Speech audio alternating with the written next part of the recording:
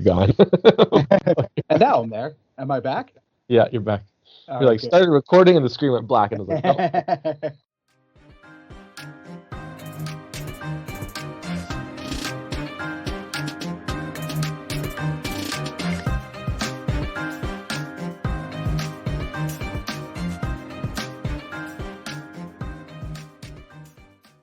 Hey everyone, this is Chris, and you're listening to / possibly watching One Cross Radio. And today we are joined by the always awesome brother from another mother and pastor extraordinaire, Steve Lambert. Steve and father. Steve, Yeah. how you doing? Good, man. How are you? I'm doing all right. It's been a while since we've seen each other, but we've been chatting for like a good half hour or so since. Yeah, we already actually asked how you're good, how you're doing. So we're lying to all you out there in podcast land, like kind of like this is the beginning of our conversation. It's not. It's not. We were talking beforehand. Christian brought that up on an episode we did of our sub-series Into the Weeds. We was just like, it's so weird because we've been talking for a while and now we have to act like we're doing the introduction again. Yeah. But it's weird to just start recording right off the bat. Like, you got to ease into it.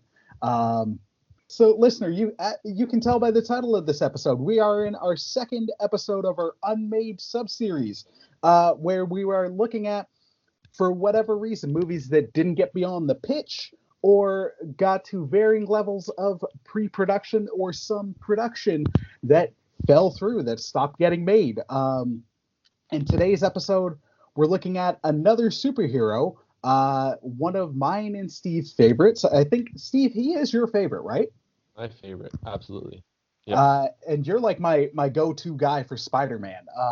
So I thought it would be very appropriate to look at some of the unmade movies from Spider-Man. Yeah, I have to admit, I didn't know almost anything about any of these except for the more recent ones. I had to look at some articles and Wikipedia pages and stuff, but yeah. Yeah. What I was actually saying to Hector, Pastor Hector Mirai from Faith and Fandom, listener, please check him out. Awesome dude, awesome podcast, awesome ministry, great writer, Faith and Fandom series, and also his Things I Learned from Sucking at Ministry series. So many great things. He was asking me about this because he's like, this is cool. Like, this is a cool concept. And I'm like, it's just been a lot of fun where we've been in, not lockdown anymore, but restriction. We've been home a lot more. So it's been a lot more wandering on the internet, but in this case, wandering to good places. And learning about movies like Batman, for example. Batman had so many movies, and some were famous, like what would have been Tim Burton's third Batman or Joel Schumacher's. But then even looking at like other series like Star Trek, Godzilla, other things where you're just like, holy cow, there's some stuff here where you're like, why were they thinking of this? Yeah. But then the challenge is also finding someone being like, maybe I would be into it. What kind of sparked it, and I think I talked about it in the Batman one, was well before they started filming and retweaking the Snyder cut of Justice League. There was a lot of released material for what his Justice League was going to be, the two-parter. And as much as I didn't dig Batman Superman, once you kind of get on board with like, okay, this isn't necessarily what I want, because what I want is the comic book versions of these characters on the big screen. Yeah.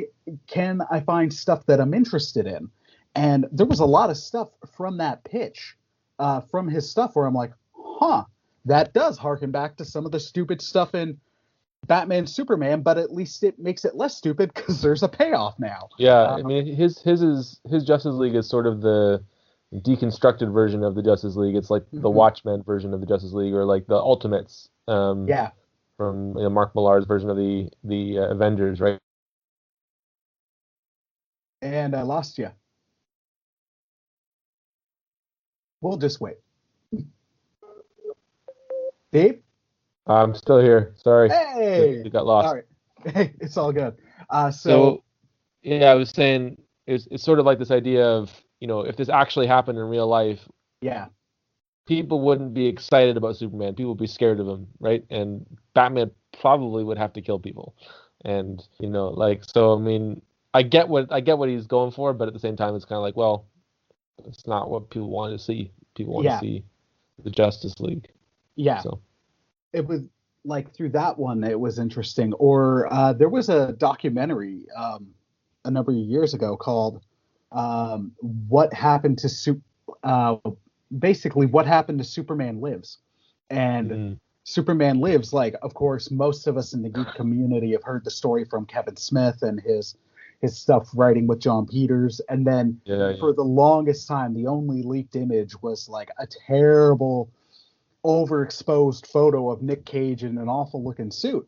But then the documentary went into what Tim Burton's plans were beyond the limited knowledge, and some of the other stuff. And it's still like, okay, this is weird, but it did show some of the promise with it. Yeah. And that's but when we are here to talk about Spider-Man, not Superman. No. Well, that's my long-winded way of getting there. Okay. It's just the fun of looking at these things and being like, huh. So there have been a number of Spider-Man films that more than even like you told me today some of these and that I had never heard about. And then I even think I dropped one on you earlier, like the earliest one that none of us knew about, like from the guy who did the 60s cartoon show who had pitched a movie. So I mean, one of the crazy things about all these characters is they've been around for a long time, right? Spider-Man hasn't been around as long as Batman has, but one of the things that's sort of made Stan Lee is he was a pitchman. He was a salesman, right? Like he wanted to get these characters into the mainstream and on the screens as early as he could. He was always trying to get Hollywood to buy up the rights to these and make movies and cartoons and live action shows. And so even before any of these sort of serious, or maybe not so serious, ideas for Spider-Man movies, I mean, there was like the Nicholas Hammond 1970s live action TV show, which has a couple TV movies that came out of that, right? Fun fact, Nicholas Hammond played one of the Von Trapp children on Sound of Music. So, yeah. Anyway, so I mean, there's, that show where they'd turn the camera and have him climbing up the wall, or, had some crazy, I mean, it was good special effects for what they could do for TV at the time, but they're pretty cheesy now. And then there's the Japanese Spider-Man, where he had a giant Transformers robot before there were Transformers robots. Like that was the original one, right? The big mech. Did you know that show, like 75% of them have the exact same shot of Leopard on the big robot throwing his sword at the end to defeat the bad guy? Because after about 4 episodes, someone stole the suit, so they had to reuse the same footage over and over again. I mean, there's just crazy stuff about Spider-Man. I didn't know that. About Spider-Man's history in these kind of screen things, even before you get into some of these things that we're talking about. But a lot of this comes from, I think, Stan Lee going out there and saying, I want someone to make a movie of this. Like, who's there? Who wants to do it? And then it just got tied up in legal rights for a long time. So these pitches just never came to anything. But, yeah. Yeah. So what do you have for the list? So before we get into that, I'll just quickly say, dear listener, if you're noticing any audio issues, it's just because we're recording on Skype, and my internet is not the best. So if you suddenly hear Steve sounding weird or me sounding weird, it's because it's Skype, and Skype hates me. We'll do what we can, but we really wanted to bring this episode to you. This episode is brought to you by Skype and Tech Savvy. Wherever you have, one of those things is better than the other. It's Tech Savvy. What happened to you, Skype? You had the whole market on this and you just fell apart. I know. Okay, so I guess the first one we'll talk about is the one that I sent to you earlier. It's not much, like really not much is known, aside from. So originally, the guy who did the Spider-Man cartoon from the 60s, the one that most people still remember because of the theme. The theme has become iconic, even when the show has not. Like the show has, I think it's safe to say it hasn't aged well. but not much animation from that time has. Well, is this sorry, is this Ralph Bakshi that we're talking about? Yeah, I think so. Okay. Go ahead. He had planned kind of like a jokey musical, but Stan Lee was like, no, like this is like flat out said no to it. And then he paused trying to push for something, but then eventually one of the most iconic Spider-Man stories, the night that Gwen Stacy died, happened. So he wanted to do a live adaptation of that story. So it would be Spider-Man against the Green Goblin. And this part was the baffling one. Nazis. That's all that's known.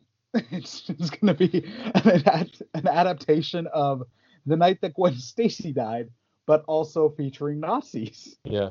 Well, Spider-Man's trying to get the Holy Grail from the Nazis. Well, I was going to say, the only thing I can think of is Indiana Jones was hot at the time. Yeah. So do you know who this was? Who was front running this? Was it Ralph Bakshi? Yeah, it was. Okay. Because he did the second and third season of the Spider-Man cartoon, but somebody else did the first season. So I was wondering. I forget. Oh, actually, it was filmmaker Steve Krantz. Okay. Yeah. And with the musical idea, he was wanting Elton John and Mick Jagger as stars. I mean, that would be kind of cool. Well, that's one of those where Elton John played Gwen Stacy. That's one of those where, and we're gonna come to it when we get to another entry on this list, where it's one of those so weird I'm interested in kind of things where you're like, what? Yeah. Okay. All right. So next up, there was an idea for a Spider-Man movie in the 80s. Let's see. I'm trying to. So there was one that Roger Corman and Stan Lee worked on together, and Stan Lee was actually the scriptwriter for it. And I'm trying to remember exactly how that came together, but Roger Corman was the one who went on to do the terrible '90s Fantastic Four movie that never got released. Yeah.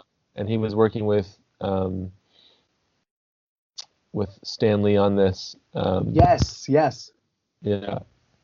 So the interesting fact about Roger Corman is, like, he is known and respected, or at least was at the time, for being able to do films on an incredibly low budget, like still somehow making them work. Fantastic Four aside. Well, that was a stunt to just keep the rights. Right? They never meant for that to go out. So here's what Stan Lee wanted, according to Looper. I read that one earlier. Yeah, he wanted to have a big budget spectacular with a big, like, the climax would be a fight between Dr. Octopus and Spider-Man on top of the United Nations building. And would include several love interests for Peter Parker, including Mary Jane and a Russian KGB agent. So I guess Silver Sable. Yeah, I guess basically. But she hadn't been invented yet. She wouldn't be around for a lot. Yeah. Well, no, in the 80s. I guess she would have been, but not by Stan Lee. And it also would have featured... there would have been a looming plot where Spidey would stop nuclear war with Russia. So instead of Rocky solving the Cold War, Spidey would. Yes, exactly. It would have changed the plot of Rocky 4. You wouldn't have needed that fight with the Russian. Apollo Creed wouldn't have needed to die. This is one of those ones where I'm looking at this and it seems very much like a product of its time. But sure. The thing is, with a lot of these, as you learn about them, I'm still kind of like, you know what? Why not do an animated of this? Just why not? Just throw it out there. Especially because Marvel doesn't do enough on the animation front. DC has that market under, like, lock and barrel, basically. But Marvel's got enough stuff, and you've got abandoned movies that are just ripe for it. And you can even see with DC how you can have some successes with that, with even some of the obscure stuff. Like there was 2 Adam West Batman movies, animated ones that are just so odd but Yeah. have a charm where it's just like, why not? And this one I'd watch so much. It'd be like I'd watch so fast. It'd be a lot of fun. Mm-hmm. I can't say that for an upcoming movie, but the next one is a very different take on Spider-Man. So it was also in the 80s. There was going to be a Spider-Man horror movie. Yeah, so that's the thing about these movie studios that just know that an intellectual property can make them some money, right? The Canon Studios picks up the license, and they want to take the general concept of a Spider-Man and just do something completely different with it, right?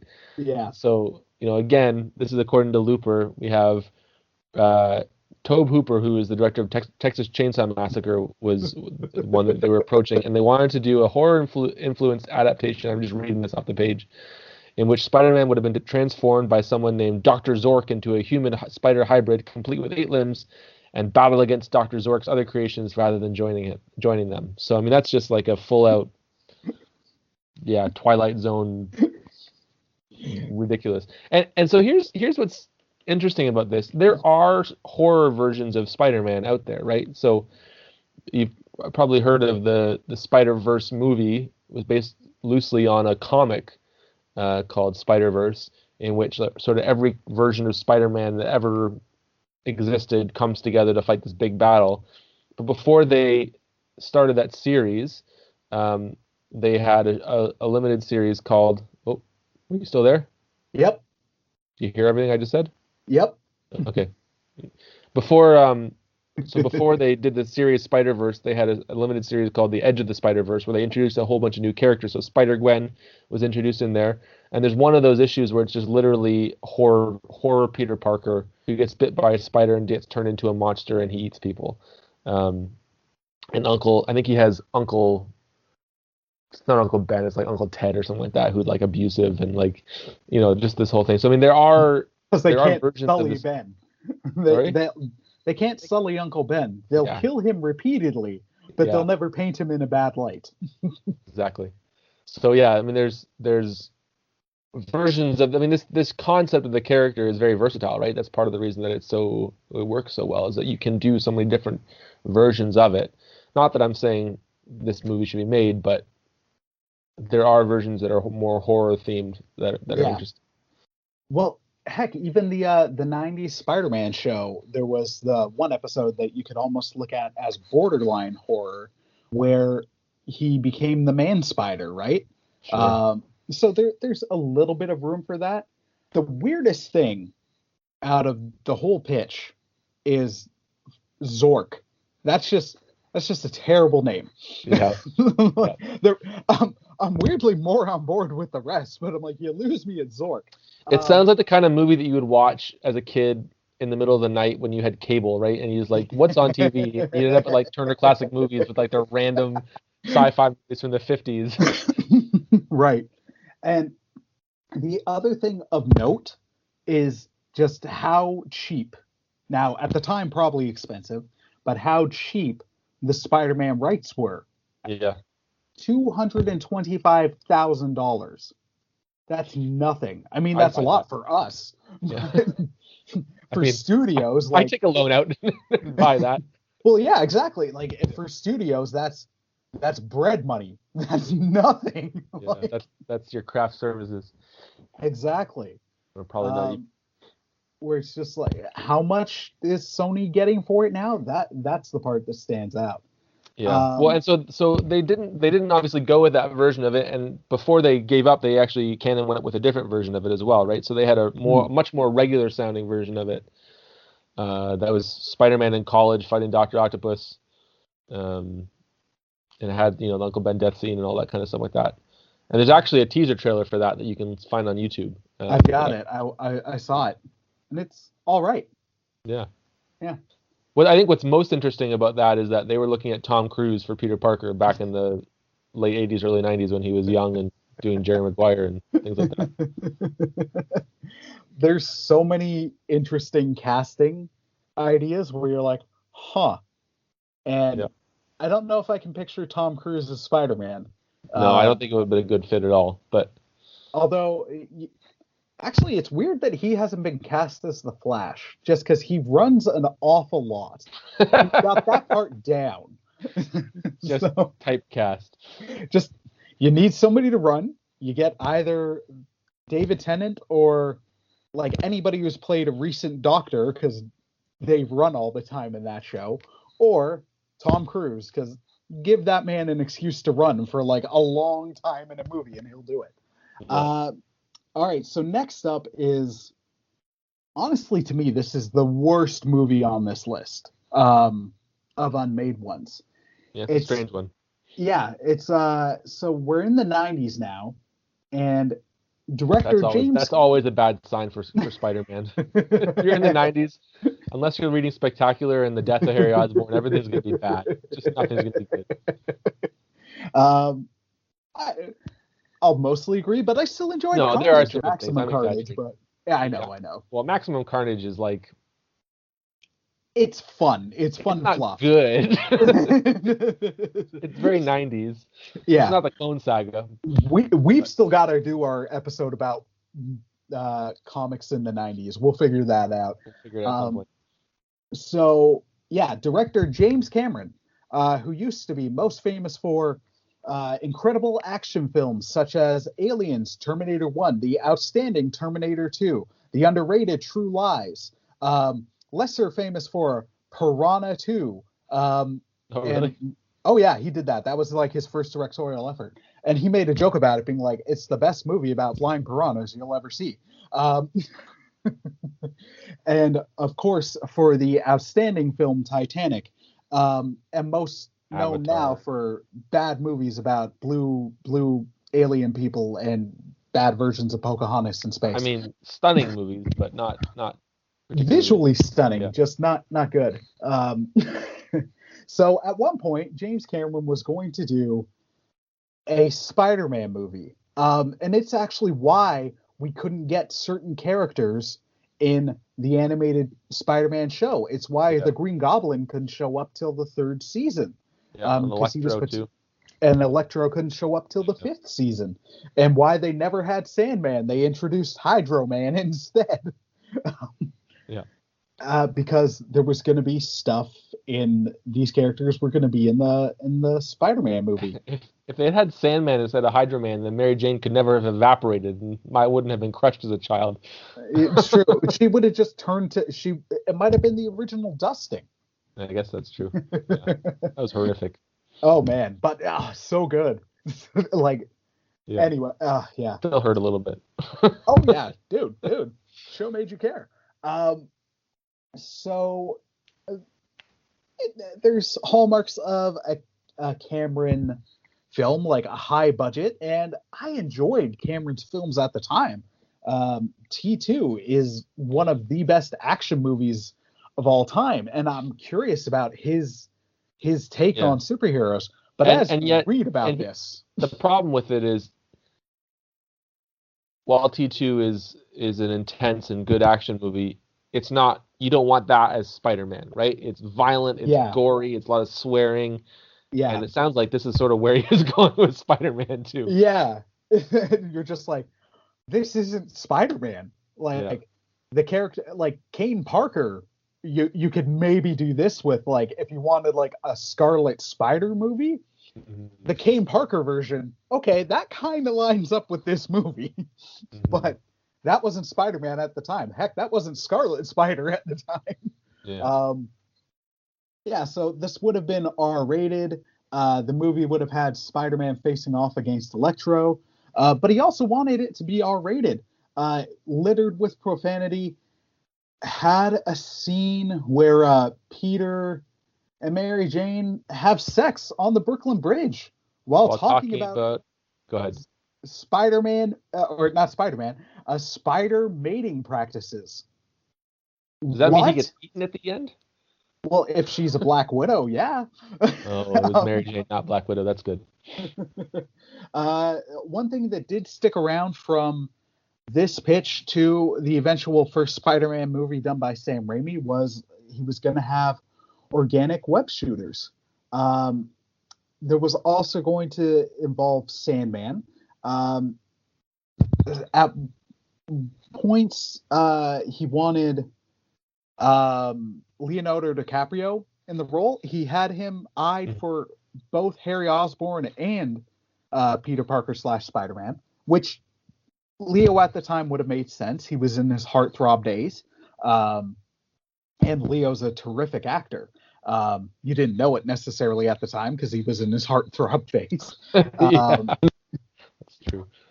And like some other pitches, this is the one where I'm like, I everything about this movie, because it's just so not Spider-Man, I don't want. Yeah.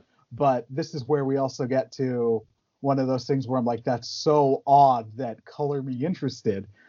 Coming off of T2, there was the idea of Edward Furlong as Peter Parker, but much more interestingly, Arnold Schwarzenegger as Dr. Octopus.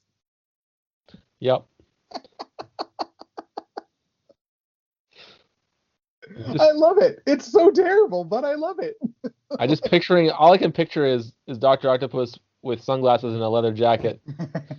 Things like hasta la vista, or something. I don't know, like like Arnie brings an energy and a different kind of thing to his roles, but or he's just making terrible octopus puns all the way through, like Mr. Freeze. That's the other thing.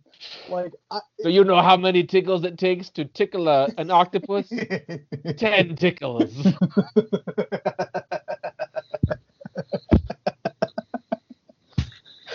Like, I'm really curious. I'm actually legit curious about what Arnie would bring to a comic book movie when not being directed by Joel Schumacher. And it's not to knock Schumacher, because he, like, when you watch the DVDs of the Batman Legacy set, you see all the stuff around it. And then, like we explored in the Batman Unmade, he did have plans to take things in a darker direction. But there's footage that's not a very high bar, though. True. But some of the, or learning about some of the stuff that he had for Batman Forever, you're just kind of like, there was some good there. It just didn't make it to the screen. But that was also pressure from the studio, pressure from toy companies. And then the attitude on set was like, we're making a cartoon, people. Like, I'm curious what Arnie would have done under a different director. So, yeah. But this is one of those where I'm like, I hate most of this. But if you give me a version of it, especially coming off the Lego Batman movie, where they included so many old stuff, where it's like Billy D. Williams voiced Two-Face and all that kind of thing, I'm like, you know what? I'd be interested. And I mean, the Spider-Verse movies are a good place to do that kind of thing, because that's the whole idea, is they're seeing all these different versions of Spider-Man, right? And there's so many Easter eggs that are packed into that first movie. So next up. Well, before we get there, so just before we get to this next thing, where we start to get into the period where movies are actually being made of Spider-Man. There was this weird thing where somehow both MGM and Columbia had the rights to Spider-Man movies at the same time, and that was why nothing happened for a long time, is because they were disputing who had the rights to this. Right. And do you know how they resolved it, Chris? No. Did they flip a coin? No. Well, that's never going to happen with these big studios. Because both MGM and owned another franchise as well, or were fighting over the rights of 007 as well. Right. So they traded. Columbia gave up 007 and MGM gave up Spider-Man, and then they were able to kind of resolve that because Columbia made those weird, like, Casino Royale and the other movies that not the one with that came out in the past 20 years or whatever, but but like a silly one, and they had their own kind of branch of, and they went back and made one with Sean Connery again, I think, too, right? A long time later. Yeah, that one's actually got a pretty good fan reception within the Bond community. So Bond's a different. I'd love to do a Bond one with you at some point. That'd be fun. Yeah, that'd be good. But so, and that's the weird little piece of trivia of how this all kind of got resolved before we get into the part where Columbia Sony has all the rights. But anyway, go ahead. So next up, we're jumping forward about, let's say, 17 years, to this is, I'd say, the most well known, and by most in the fan community, the most desired of the abandoned Spider-Man movies. We're at Sam Raimi's Spider-Man 4. Well, no, we're not yet. Oh, There's one ooh, before that. ooh. There's I mean this never got beyond a pitch, but before Columbia went to Sam Raimi, they went to Edward Fincher. Oh, David To Fincher. Sorry, David Fincher. Yeah, right. Oh, I don't know yes, why. this one. This one I And want. yeah, and so they actually came to him again after they got rid of the Sam Raimi before they went to Mark Webb. And both times he said he just pitched himself out of the job because they didn't want what he had. Right. So according to Looper, according to what I read in this article, right, he talks about how he pitched a movie where they didn't go into the origin again, or didn't go into the origin at all because nobody wanted to see that. They basically summed it up in a music video at the beginning, which I'm not sure where that idea comes from, but the idea of kind of skipping over and giving a recap is good. That's sort of what they did in Spider-Verse, is what they did at the beginning of the Incredible Hulk too. Well, Uh, his background is also like before Alien 3, most of his directing work was music videos. oh, Um, okay. so then also I'm imagine like I doubt it's a music video, but probably a montage, but like to an Yeah, opening credits. sure. It's to the tune of Raindrops Keep Falling on Your Head. Cool. Yeah. So that But never yeah, went anywhere. And besides that, it was just a very I mean, yeah, it was Green Goblin kind of getting into the psychological elements of what it was like to lose the people that you love and those kind of things. Sort of a deep, dark, twisty one sounds like. which that one I'm crazy interested in. Like starting a movie off the bat with the night that Gwen Stacy died, which is like he was going to Mm. do the music video thing and then launch into that. Um, that's a bleak way to start a Yeah. movie. Music video crash cut into Gwen Stacy's neck snap. Like, but then also him saying, yeah, focusing on the psychology of the character and direct quote, the idea of being a teenager, the notion of this moment in time when you're so vulnerable yet completely invulnerable. That's really really interesting to me. Um, Yeah. this is one where I'd be like, please give us a animated adaptation of this. Yeah. Like, it's interesting how one of the things I love about comic book characters is how many different facets and different ways we can approach them. Yeah. It's like with other characters as well. Like you can look at Bond. Like some just want the suave spy, some want the sillier, lighter stuff that you got in the Laser Moore pens. era with the gadgets. And you're just Yeah. like, it doesn't have to be an either or. It can be a both and. Yeah. Batman as well. Like you can enjoy the 66 show or the 66 run on the comics or those animated movies while still liking the dark and gritty Batman. And with Spider-Man, even though he's not dark and gritty, he has so much tragedy that he could lend himself to it in smaller or isolated doses. And that's where I'm like, this would be so interesting. And the best Spider-Man stories, the ones that people generally agree are the ones that everyone loves, dark and gritty. So like Kraven's Last Hunt is a psychological, dark, twisty story, right? I also Spider-Man mentioned Rain. I mean, come on. I wouldn't put that up there as one of the best stories ever. I know. I Um, know. but attempt of making a Dark Knight version of Spider-Man.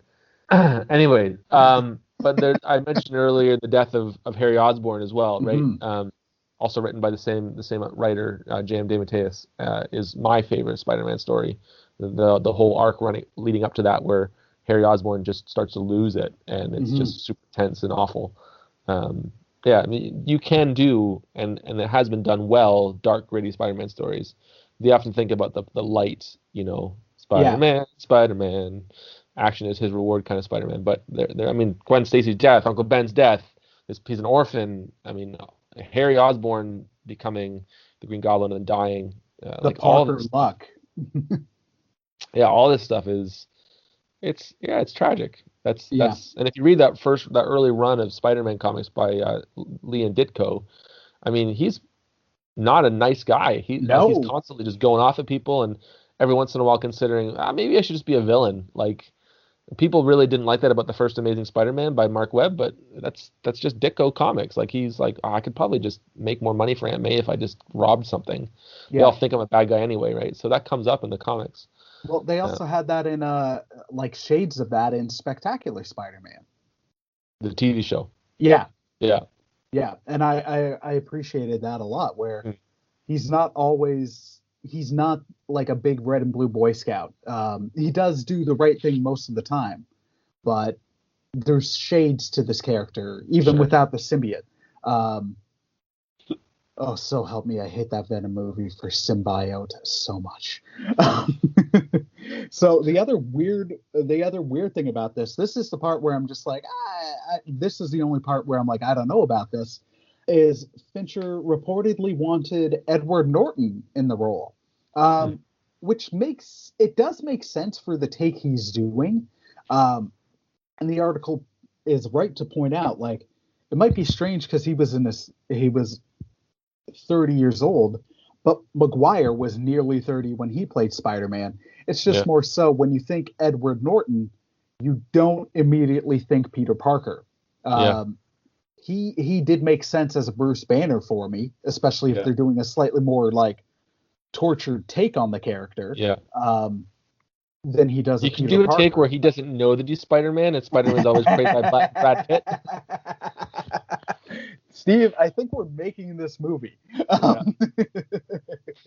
right, so then we are jumping back to the one that I mistakenly jumped to. The most well-known and most desired Spider-Man movie that was never made, Sam Raimi's Spider-Man 4. Which I gotta say, as I read through it, like it's well known, it's documented. I wasn't a fan of the Raimi Spider-Man films, of any of them, and I was fine with the reboot because Spider-Man 3 was what it was, and I didn't love what came before it. But as I read through this, it's not like I'd be, oh my gosh, yeah, I'm in, because it was also 3 prior movies that I didn't like. And Sam Raimi himself was like, if this was going to be anything less than great, like, I shouldn't make this movie. Sony didn't sack him. It was a mutual decision. But I gotta say, there are kind of some interesting aspects to it. Where who would want to see John Malkovich as the Vulture? That sounds awesome. Like that part, I'm like, that's kind of good, actually. That's a cool casting.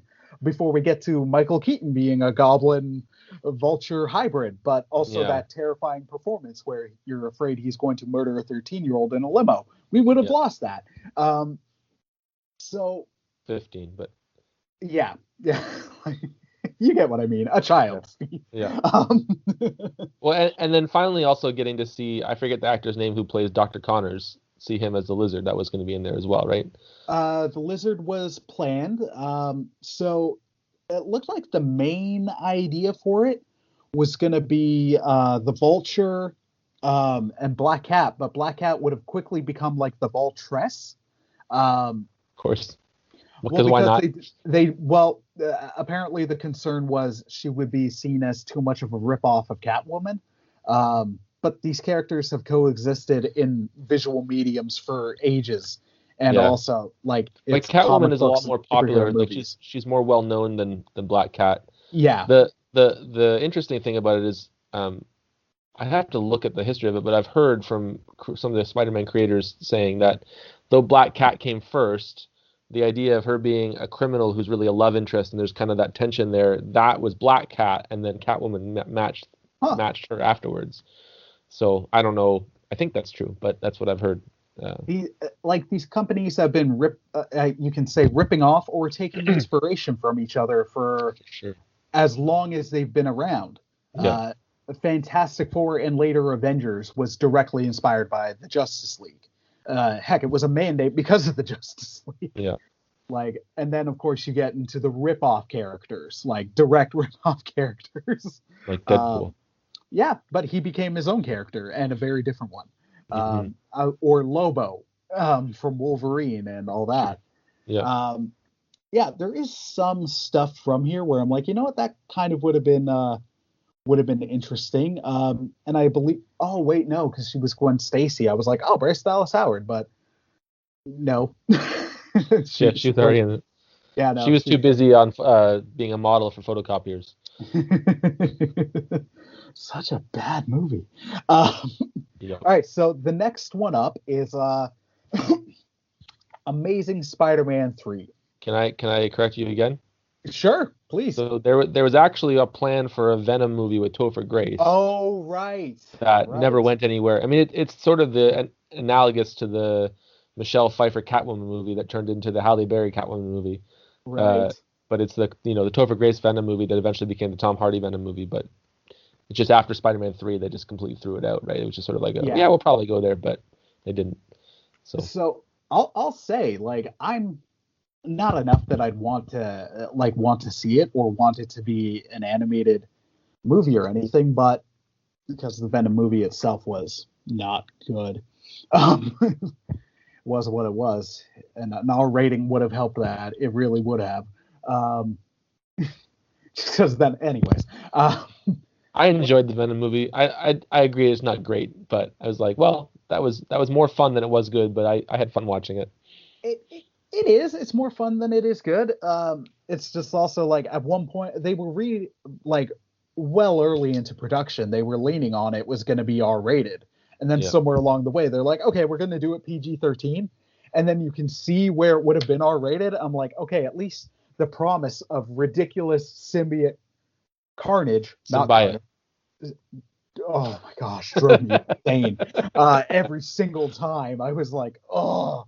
Um, but at least then, like that, like getting that level of ridiculous violence, like it, and it would have been fun. It would have distracted me from some of the other, like just really bad stuff. Yeah. But then it's like, oh man, we're getting a room of terrible, just not, yeah, no. There's some stuff that I liked, and then others not so much. I mean, there's obviously parts of it that are better than others. Like Tom Hardy just killed it. Like he Oh yeah, yeah, sitting in the lobster tank and eating the raw chicken and going crazy. He was amazing. And then there's the weird makeout scene with the yeah, Venom. Like what? yeah. What? So it was Ah. like I think the best review, and you shared it with me. The best review title was like, "This is a 2000s comic book movie in 2018 or 2019, whatever Yeah. year it came out." Yeah. And it was very accurate. But then also in thinking about it, because before the movie came out, I revisited some of Venom's comics from the 90s, like the Lethal Protector miniseries and Mhm. all that, and it was not necessarily the best adaptation of the stories, but the spirit of it, I'm like, you know what? Yeah, Mhm. they cranked a lot in there. Lady Venom showing up, Yeah. the all that. I'm like, okay, you know what? It did get some of it. I mean, Um, that's true for the Wolverine Origins movie too, right? Like the problem with ugh, that movie wasn't that they didn't stick to the everything. resource material. It's just they tried to stick to all of the resource material all at the same time. And What's the problem with X-Men Origins Wolverine? It's easier to start with what isn't the yeah, problem. that's true. That's a much shorter list. At least they got Uh, Deadpool right in it. Just but kidding. so I'll say though, I did, a lot of people did, but I didn't hate the casting of Topher Grace. The direction he got, I wasn't necessarily a fan of, but it was again like that was ultimate Eddie Brock like on the screen. That's what we were getting. And Topher Grace can like I find can be a really good actor. Like most of the time, you get the snarky Eric Foreman kind of stuff, but he does have a bit of range. The church scene, which doesn't make any sense, his Wait, performance was good in that. Thomas Hayden Church or the scene where they're in the church? The scene where he's like, oh, where Eddie Brock is praying to God, like, I want Oh you to yeah, kill Peter Parker. It doesn't yeah. make any sense, but his performance in the scene is good. Mm. So where they've got the idea of him as kind of a likable Venom, like in a solo movie, that I can get behind on paper. In execution, especially after what we saw in Spider-Man 3, no. Yeah, But yeah. on paper, I'm like, that's an all right idea. Um, and it probably wouldn't have been that different from what we got with Tom Hardy, just a not a different, but not as good performance, or just a very different performance. And of course, there was the long rumored Jim Carrey as Carnage floating around in that era, which I've heard that. I don't think Jim Carrey would do it now, but Jim Carrey at the time, I'm like, huh, that's interesting, because especially at the time, he was still like, you knew him from Liar Liar and stuff, but he was also Ace doing Ventura, yeah. But he was also doing intense thriller movies like The Number 23, which is terrible and stupid, but his performance was good. Okay. Like that kind of thing. Jim Carrey as Cletus Cassidy, color me interested. Yeah. All right, so then am I correct in saying we're now at the Yes. Okay, so the next one is the canceled Amazing Spider-Man 3 on What Culture. They have the page list. Its subtitle is Resurrection. Mm-hmm. So, thoughts, sir? I mean, yeah, from what I've seen about it, the basic idea was that he was going to resurrect, figure out a way to resurrect Gwen Stacy and her dad, as most high school teenagers would be able to do. And then she was going to become Spider-Gwen, I think was also in there. And like just got, go into, I mean, have you seen the deleted scene from the end of Amazing Spider-Man 2 where his dad shows up? Dad shows up, right? So I'm sure that would have played into it. I don't know if they would have eventually put Mary Jane in there too, because Shailene Woodley had shot all those scenes where she was supposed to be Mary Jane. Yeah. I mean, one of the things about the Amazing Spider-Man movies is that there was so much that got cut out of the movie, both of them, the first movie and the second movie. The first movie, like, it feels like pieces of the movie are missing. Mm-hmm. Like, just plot threads just get dropped or show up out of nowhere because there's whole scenes that got cut out of it, right? So, I have to assume that there were pieces like that they had prepared for what was coming next that they had left out. I mean, they still had that whole scene with the Sinister Six stuff at the end that they were kind of trying to set things up. Yeah. But yeah, who knows how that would have gone. Like, I'll be honest, I don't hate this. No. It's weird. Like, it's really weird. But this is one where I'd be like, if you make this as an animated movie, I'm definitely checking it out. I'm watching it so quick.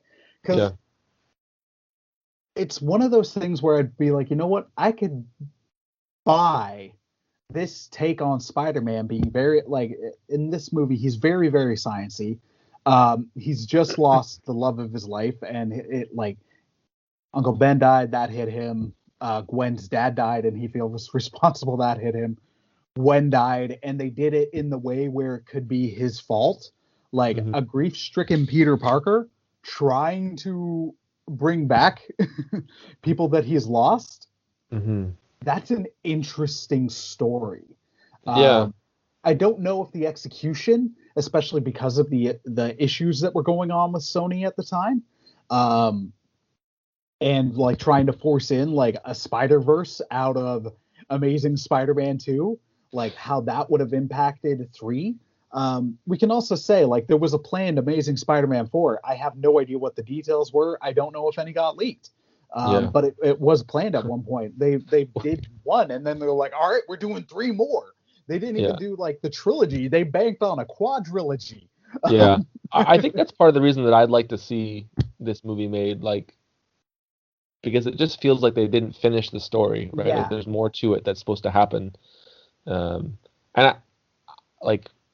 it's probably just, I'd like to see it once and then forget about it, because I didn't like Amazing Spider-Man 2 is my least favorite of the Spider-Man movies. Right.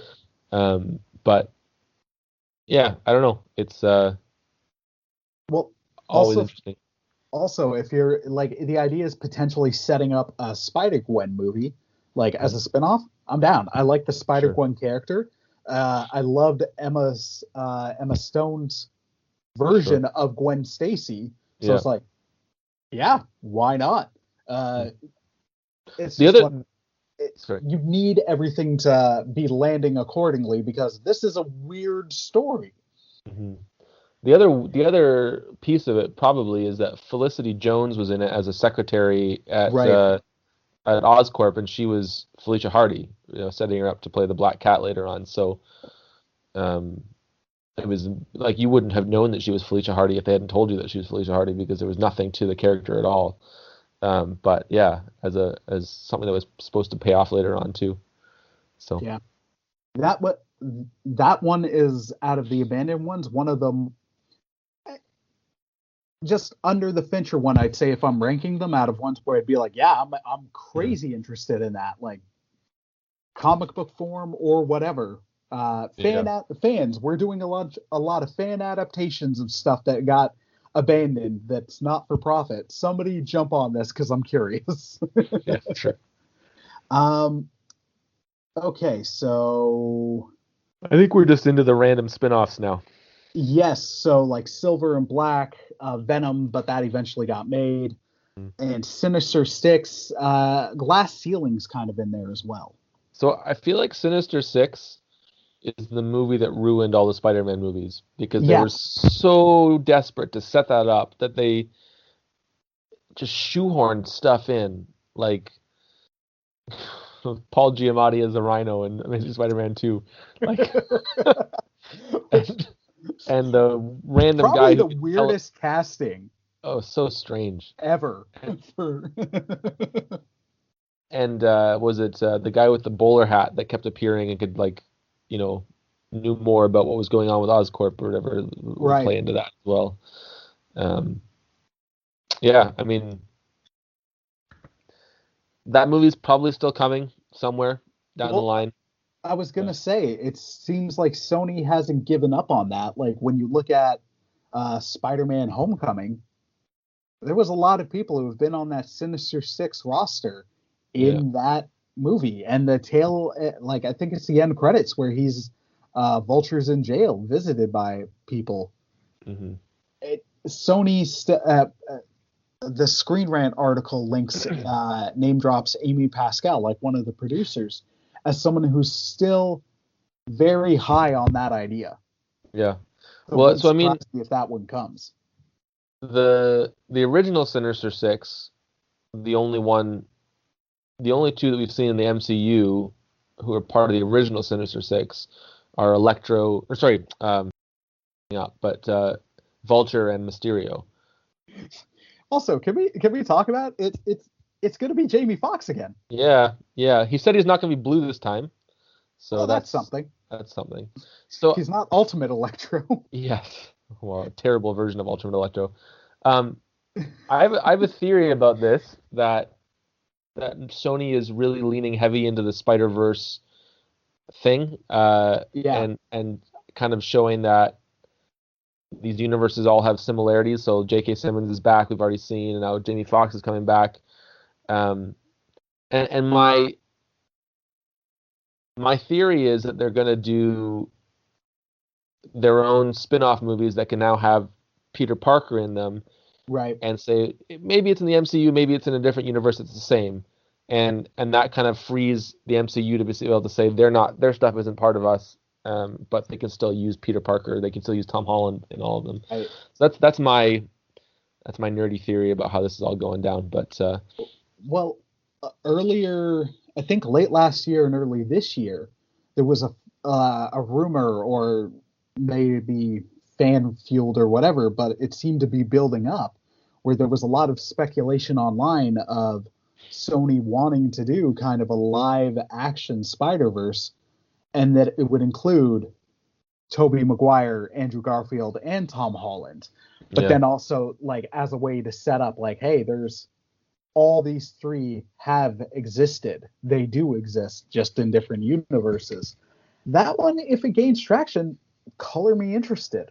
Sure. I'm not the biggest fan of the Tobey Spider-Man, but I'd still be curious. I also kind of wonder how much we're going to get into the weeds of that in the Doctor Strange movie that's coming out, the Multiverse of Madness, right? I feel like they're not going to bog their movie down with, hey, look at all these cool Easter eggs, but like, if they can do them cleverly, I don't see why they wouldn't, right? I mean, they could even, use, like, they could visit the MCU, the X-Men Fox universe, they could visit, the Netflix universe, they could establish that these things happen in a different universe, but actually, Charlie Cox also exists as Daredevil in this universe. Like, so you don't take away from one without saying it's all part of the same thing.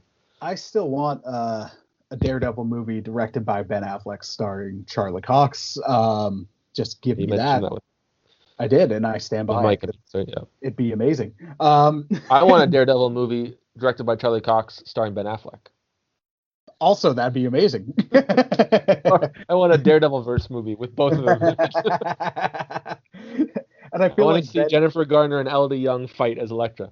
I feel like Ben Affleck would just have fun ripping Daredevil to shreds as Daredevil. He can play the overweight loser Daredevil like. Yeah, exactly.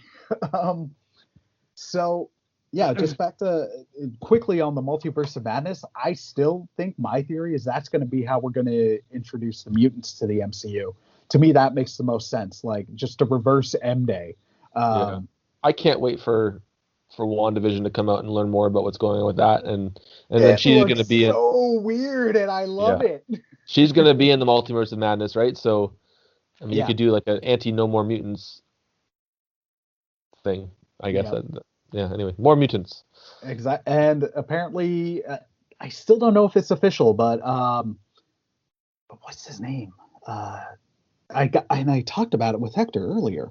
The dude from Star Wars, Poe Dameron, the actor, Oscar Isaac, playing Moon Knight. Where I'm like, color me the heck interested. I think that was a rumor. I don't think it's not official. Anything. Yeah. Okay. I think he could knock that out of the park, and it gives him a chance to redeem himself with the comic crowd for X-Men Apocalypse, which not his fault. Not his fault. Nope, that is not his fault at all. So, but going back to the Sinister Spider-Man? One of the weird things I heard about that movie was that it was supposed to be not a Spider-Man movie. It's like the Sinister Six are the characters, and Spider-Man shows up. I think I heard like not Peter Parker, but Spider-Man's in it. And so they're like, he's the villain, right? The boogeyman that they're trying to defeat, but it's not about Peter Parker. Yeah. It's not about his perspective. It's their perspective. So, I mean, I don't know, like at this point, do they just use the Scorpion and the Shocker and, I mean, the Shocker is so underpowered in these movies compared to everyone else. I don't know how they do that, but the Vulture and I don't know, Morbius, like they've had the crossover with Morbius and with Michael Keaton showing up in that trailer. They could put Venom in it. I don't know what they're gonna do. Because that's not the original Sinister Six, right? The original Sinister Six would be Dr. Octopus, Kraven, Electro, Mysterio, Vulture, and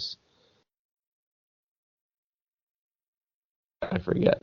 I'm blanking right now. Sandman. Oh, there we go. Or they could do the Insidious Six from the '90s cartoon and have whoever, the Rhino and Shocker and whoever else they had on there. Sinister, because weird censorship issues. So as you describe that, I don't actually hate that idea necessarily. Like it's one of those on paper. I'm like that's kind of doable. I don't know if you saw it, but DC in their straight to DVD adaptations, they did Assault on Arkham, which took place in the Arkhamverse. Okay. But it was mostly a Suicide Squad movie, and Batman was a peripheral character. Like he showed up, he was much more involved in the third act, but almost like you could say the boogeyman. Like it's the Suicide Squad. They were going in for other reasons. Yeah. But Batman would show up periodically, like as the one of the threats looming over them. I'm like, I like that I like that movie a lot. You could do it. It could work. So that's one of those where I'm like, I hate what you did to Amazing Spider-Man and Spider-Man movies in general by trying to overstuff everything. But that's the fun of this series where you're like, okay, let's acknowledge the criticisms, but still see in this one, I'm like, you know what? On paper, this is kind of a cool idea. Yeah. I do kind of like what DC's done, although their execution has been bad, of just saying, you know what? We don't have to set this up. Let's just throw these characters in a movie and do it, right? It doesn't need to all be connected. Like, if you want to do an Ocean's 11, Ocean's 6, Octavius's Six, and just do a fun heist movie with the Sinister Six with Spider-Man in the background. Like, I am in for that movie. Yeah. I would totally watch that movie. And you can make it serious, or you can make it more goofy. Like, there was a series that was going for a while, a comic series called The Superior Foes of Spider-Man, done by Nick Spencer, who's writing Amazing Spider-Man right now. And it was just ridiculous. Like, it was just like implausibly dumb all the way through it. And it was these 5 characters, Boomerang, Shocker, the new Beetle who's Tombstone's daughter, Speed Demon, and Overdrive, who can turn anything into any kind of vehicle into like a supercharged vehicle. That's his like nanite powers. So like he kidnaps a school bus full of children and turns it into a war machine and drives away, like that kind of thing, right? Stupid, like the most ridiculous B-list villains, D-list villains ever. And it was them trying to be the Sinister Six, even though generous. It's definitely like D or lower. Yeah, so they decide that they're the Sinister Six, even though there's only 5 of them. They can't find a 6th person to be part of it, and it's just like it's so funny and so ridiculous. And at the end of it, you find out it's just so Boomerang just keeps throwing them all under the bus and like screwing over his team because he's just out for himself. And by the end, they all hate him. And the very last scene of the series is him sitting down at a bar talking to Peter Parker, telling the story. So you don't know if any of it's true. Like, it's just the whole thing has just been him telling his story, and it's so well done. So a movie like that, I like, it'd be funny, it'd be good. Yeah. It doesn't have to be. It can be a good movie without having to be like cinema, or. Exactly. We live in a post Fast 5 world. Dude, like, is that the line in the sand, Fast 5? Well, in a weird way for me, that's the one. Like, that's the series where I'm just like, you know what? I'm just gonna embrace enjoying like ridiculous, over the top things. Because it was like around that time, you also got Expendables 1 and 2, which are their own kind of over the top absurdity, and just be like, just unapologetically do this and enjoy it. There's room for it. It doesn't have to be high art as comic book movies or big blockbuster movies can be. It doesn't have to be. You can do this. Like, let's just have fun with these sometimes. Yeah. Like, The Dark Knight was one of the worst things that ever happened to comic book movies because everything tried to be The Dark Knight for a while, but well, no, exactly. And not every character lends himself to that. It was also the best thing that happened to comic book movies because before that, no one had taken them seriously, right? So I mean, it's this catch-22. Just like the MCU is one of the best and worst things that happened to film because it opened the shared universe Pandora's box, and then everybody's trying to do it in outside of the Monsterverse, not really working so well. So the NBC Monsterverse. No. The Monsterverse is Legendary's Godzilla and King Kong movies. Oh, that one. I thought you meant like the Dracula, Invisible Man, Mummy. No, that was Dead on Arrival. Yeah, that didn't work at all. So yeah, there was back to Spider-Man. We had these planned spin-offs. One that I'd say up until recently it hadn't been officially canceled was Silver and Black, which was going to be, to me, it's just weird because it's a Silver Sable and Black Cat movie, and it just doesn't make any sense to me. They're just 2 sexy femme fatales that have colors in their name, so they're like, we could put them together. Whereas a lesser known spinoff, I'm trying to get it on the Looper article, was Glass Ceiling. Yeah, it sounds like Silver and Black is a paring down of the concept of Glass Ceiling. But Glass Ceiling, where it's all that's known about it was it would have featured a variety of female Spider-Man characters teaming up, including Black Cat, Silver Sable, Spider-Woman, Spider-Girl, and Silk. Although not much detail has been released. But when I read that, I'm like, you know what? I'm kind of interested in that. Like, I'm curious about which Spider-Girl they would have gone with, just because I think the best Spider-Girl.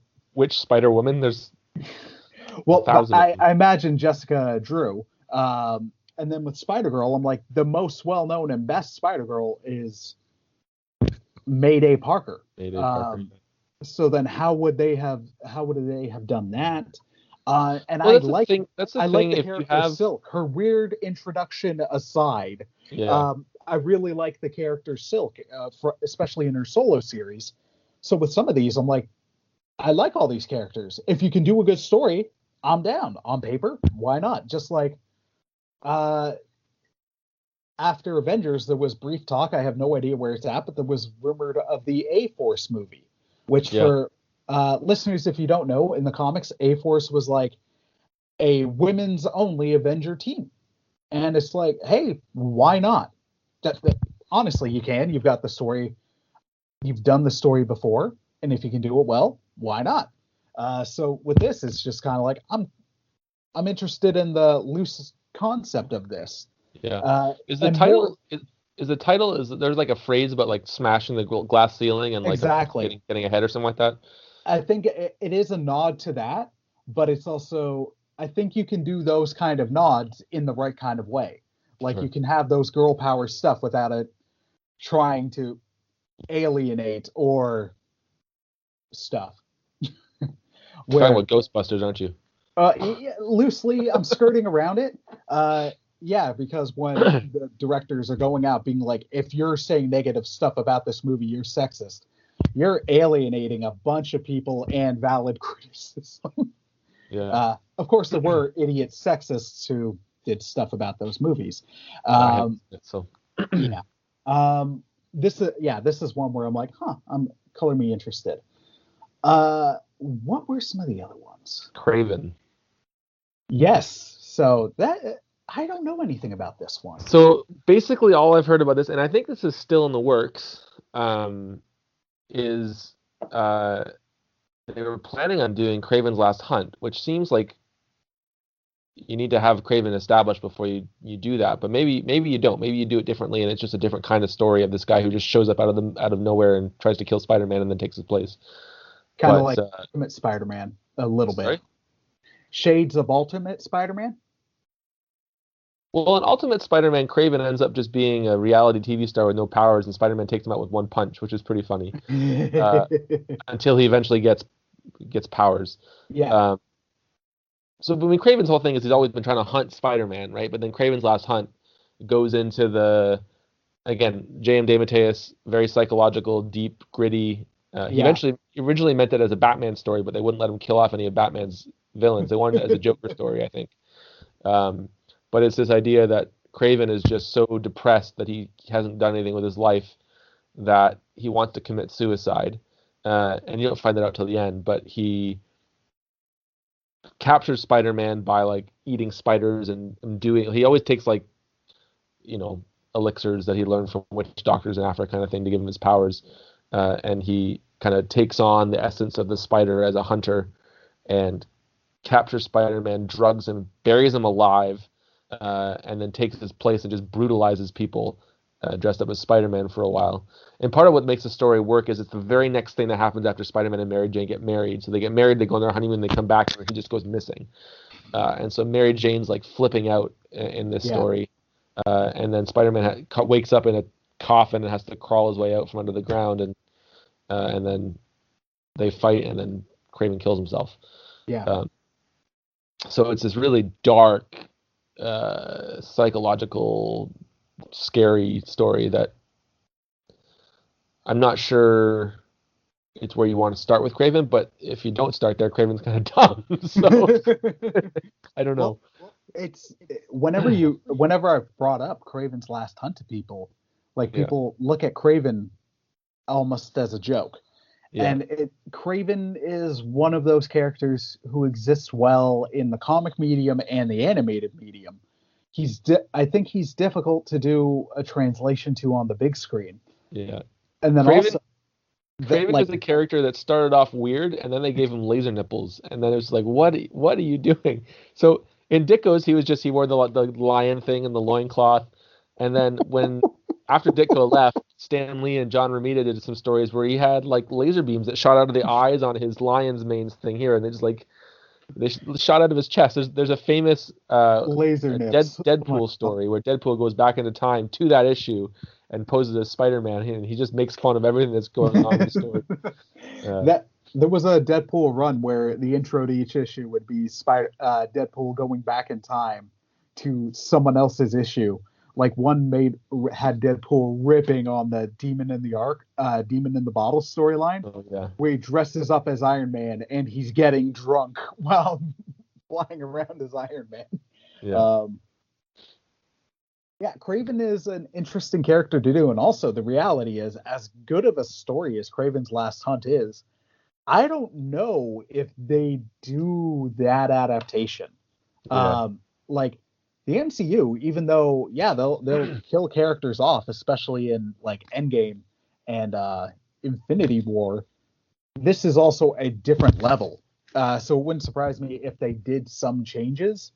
But Kraven, I think there was a fan rumor from Spider-Man Home Alone 2 Lost in Europe where the bus driver, like people are like, that guy's Kraven, or something like that. He does look like Kraven, yeah.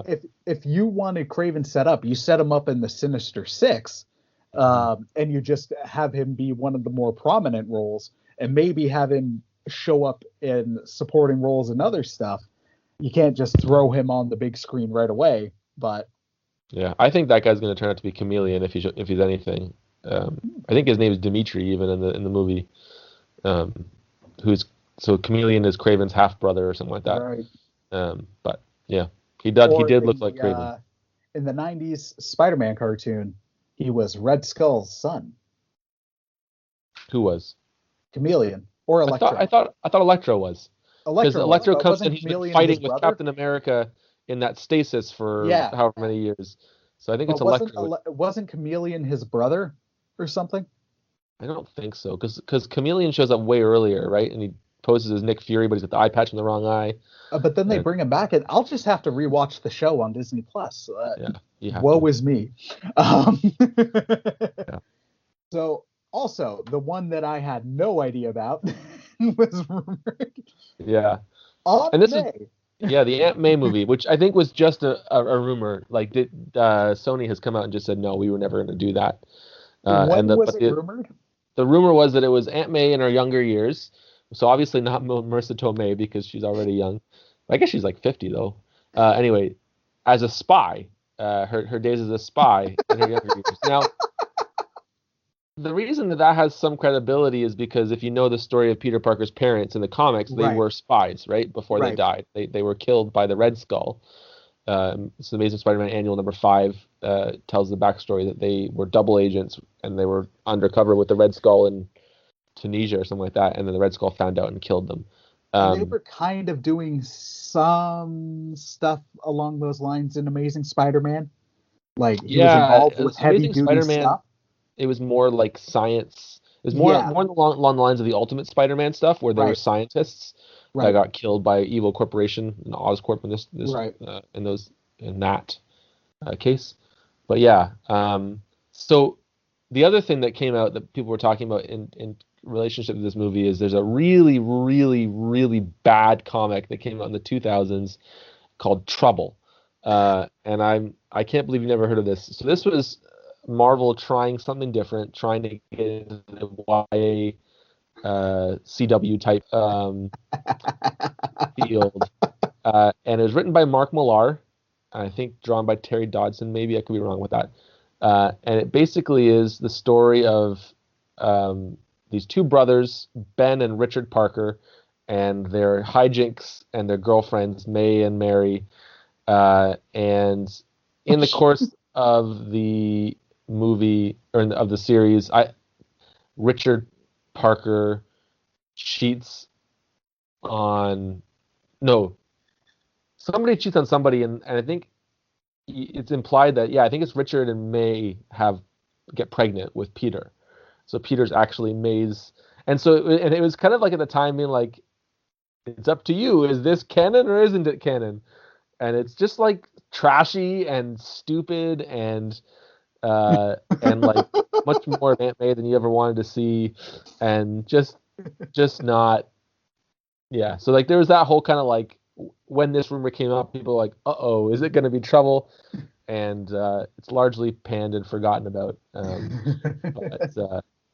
So that's that Aunt May rumor that Sony has just said, no, that's not what we were going to do.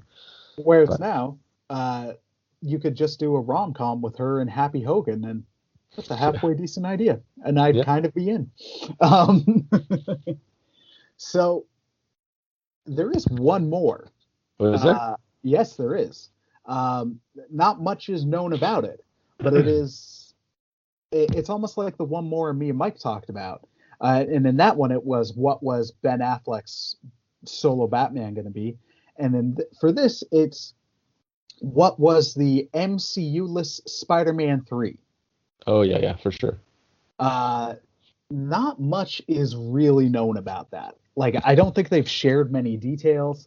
Do you think they actually had a plan for it, or was that all just posturing to get more money?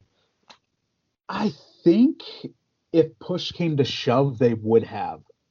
Like, when you look at the deal, like, you could argue, and we did an episode on it, like maybe Marvel pushed too hard or Disney pushed too hard or too much. But Sony ain't gonna let this thing go. Like they're just not. It's one of, if not their biggest franchise. They're not gonna let these rights go. So they would. What do they have? Like Jumanji, probably is the only other Jumanji, thing? and that success has surprised everybody. And I think they have Bond now, because MGM went bankrupt. Oh, really? Yeah. That's why The Hobbit took so long to come out, and there was a long gap between Bond movies. So I think, I could be wrong about Sony owning it, but I think Sony owns Bond now. Okay. But Spider-Man came full circle. Yeah.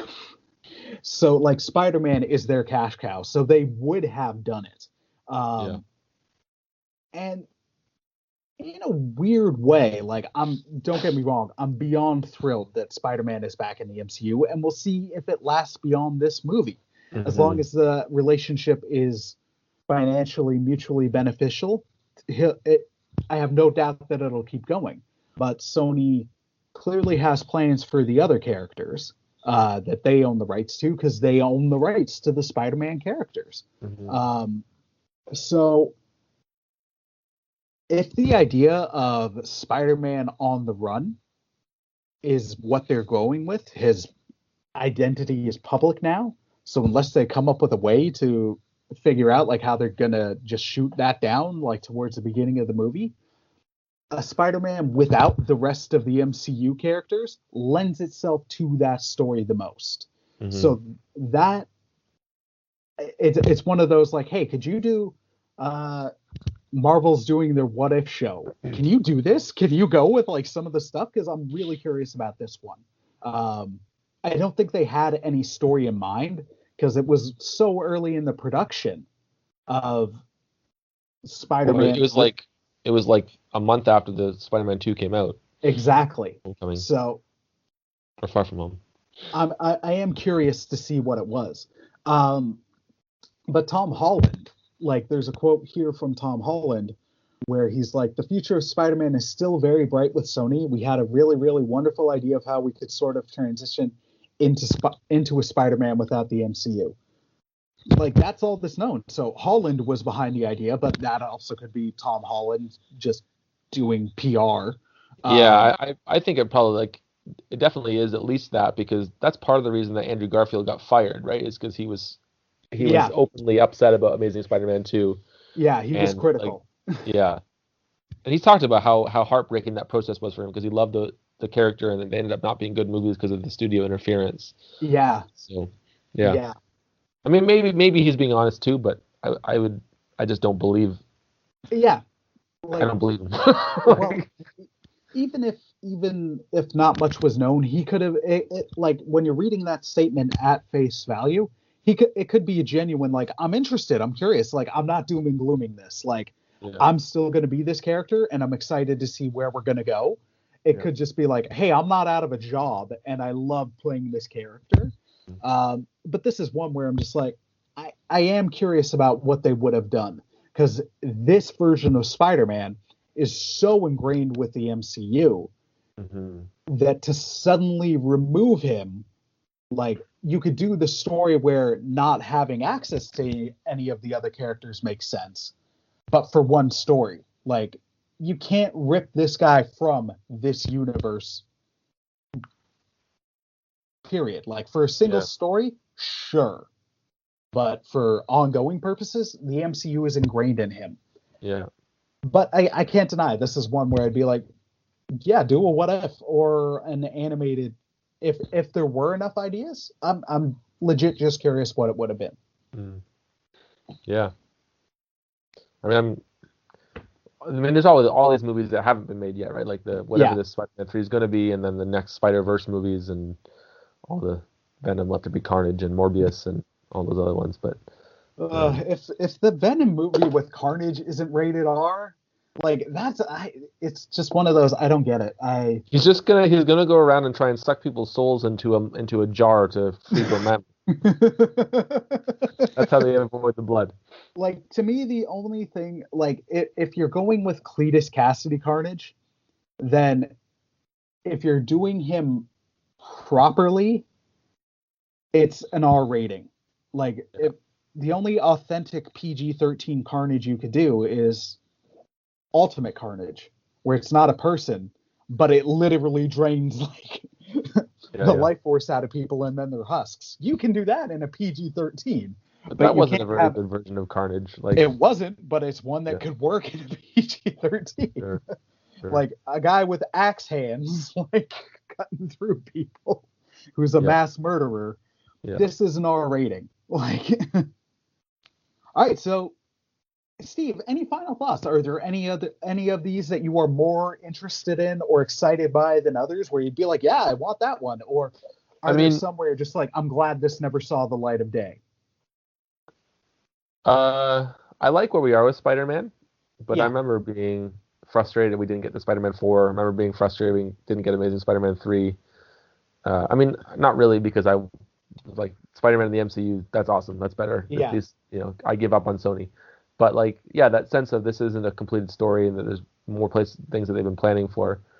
I mean, those really early versions which probably wouldn't have been great anyway, because of just, really it wasn't until the 2000s when the technology for the special effects was really catching up to doing these movies well, right? Like, you can do Batman in the 80s because he doesn't do the kind of things that Spider-Man does, right? Right. But like, those early pitches of, I've always wanted to see basically the night Gwen Stacy died recreated in a good movie, right? Like, to get Mary Jane's character right, where she's this flaky girl who has commitment issues, who's changed by that. Like, there's a scene at the end of the story of when Gwen Stacy dies, when she's trying to cheer Peter up in her flaky way, and he's just not having it. Tells her to get out of here, and she just stays. She closes the door and stays with him, and that's how the issue ends. And like that, those kind of character moments are really big and poignant, and Harry with his dad. I mean, you kind of got pretty good Harry stuff I think in the Raimi movies with the way he reacted to his dad. But yeah, I'd love to see. I had this vision of what like the typical the Ultimate Spider-Man movie would be that I haven't seen yet. Though I have liked a lot of the things that have come out. And I feel like maybe one of those earlier movies might have been more, like the David Fincher one, might have been more along the lines of that. But yeah, who knows? We might have gotten Dr. Zork too. So the rest is all right, but Zork. Yeah, I think out of all the ones, the one I'm most interested in is that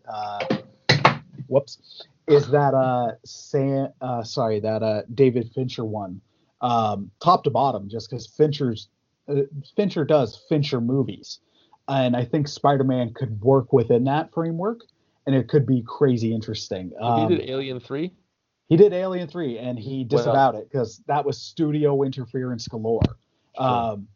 At some point, I'm going to do an Alien Unmade episode, and I honestly might do. Alien 3 might get its own episode within that because of how many different versions of Alien 3 there were before it eventually came.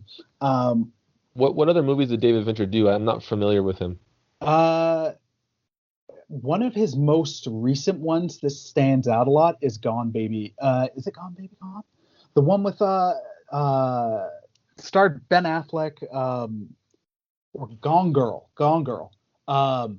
Horrifying movie. Like, terrifically acted. But at one point, someone I knew, he was like, "Hey, I'm taking my girlfriend on a date. We're gonna go see a movie." I'm like, "Oh, what movie?" And he's like, "We're gonna go see Gone Girl." I'm like, "Don't do it. Not a date movie. Don't do it." Because it's all about these two terrible people, and the spoilers. The guy's wife, after she finds out he's cheating on her, like she fakes her death. She sets him up for frames him for murder and she kills a bunch of other people. It's a psychological thriller, so terrifically made, but I don't need to go to it again. Right down Spider-Man's alley. But you can see where some of the stuff could translate there. There's some along here. The only one that I'm vehemently against is, outside of the caveat of Edward Furlong and especially Arnie as Doc Ock, is the James Cameron Spider-Man one. Like, as much as I didn't enjoy the Sam Raimi ones, I don't hate the ideas of Spider-Man 4. His Spider-Man 4, the Amazing Spider-Man 3 one, I'm crazy curious about. Like, that could be a lot of fun. So that's what I really enjoy about this, this sub-series, is finding all these things that you didn't know, or you're like, huh. Like, I'll as much as I can separate my fanboy brain from it and just be like, that's interesting. Like, even though it's not what it should be, that could still be a lot of fun. So thank you. You did a lot of the work on this one. Like, I sent you articles, but then you had specific breakdown ones, and then I learned about ones that I didn't even know about. So, Steve, thank you so much. My pleasure. Yeah. Awesome. All right. Well, dear listener, I think that brings us to the end of today's episode of Unmade. I don't know when the next episode will drop, but coming up on this sub-series, we're going to look at Star Wars, which will be a fun way to explore the sequel trilogy that never was, because it's not what we got in either of its incarnations, because there was plans for it way back in the 70s, and then Lucas has revealed some of the stuff he was planning about doing it recently, because he did make pitches to Disney. We will also look at Star Trek movies that didn't get made. I already mentioned Alien. I love this sub-series because there's so many fun things to look at. And there's going to be a lot of bad movies to talk about. And in the fun way, where I get to talk about them where I don't hate every single second about it. So, cool. We should do an episode that's unmade episodes of this episode. unmade episodes? Things that we're not talking about. The things that we could have talked about this, and that would have been fun. We could have talked about this, and that would have been fun. I eventually could do unmade one cross radio episodes, because I've got several where I got through it, or I got part way through it, and I'm like, I'm not doing this. Like, screw this episode. It's coming in bad. Or while I was away, I recorded an episode, and afterwards I was just like, that was just 30 minutes of me rambling. Like, not even good rambling. Like, gone. It's deleted. It's not seeing the light of day. So maybe eventually. For someone who does a pretty rambly podcast, that must have been really rambly. It was. My idea of it was like, this will be 5 minutes. 35 minutes. I'm like, why? No, just gone. So, yeah. All right. Well, and of course, also Godzilla, Gamera, other ones like these long franchises that have existed forever. You said Bond as well. Oh, yeah, Bond, because there's several unmade Bond ones. And Steve, just to plug to the listeners, I don't know when we'll get around to them, but there's episodes you and I have to do. I know at one point we were planning on doing either a 90s comic book one, but we could also narrow that down a bit to look at Marvel 90s comics, or particularly Spider-Man ones. Yeah, that just involves some research. We both got to do homework for that. Yeah. But the 90s is such a crazy time in comics in general. So just even outside of Spider-Man, I think it'd probably be easier to do a broad one rather than the minutia of one comic. But deal. If we ever want to do a Clone Saga one, we could. I have that. If you're watching, all those comics there, the Clone Saga. I haven't read them yet. I'm working my way through Spider-Man right now. It's a long, slow process. And then, of course, we'll do Bond. And then at some point, I'd love to do another Ask a Pastor with you, sir. So yeah, for sure. Stay tuned for those, dear listener. And Steve, off camera, we'll figure out a time. Sounds good. Awesome. All right. Well, Steve, thank you so much for joining us. It's always wonderful. And dear listener, thank you for listening. I hope you enjoyed today's episode of One Cross Radio.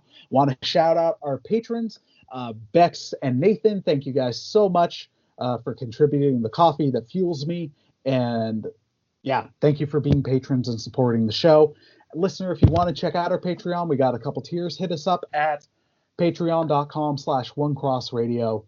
We post memes, behind the scenes stuff, and sometimes just pictures of Luna because Luna is amazing.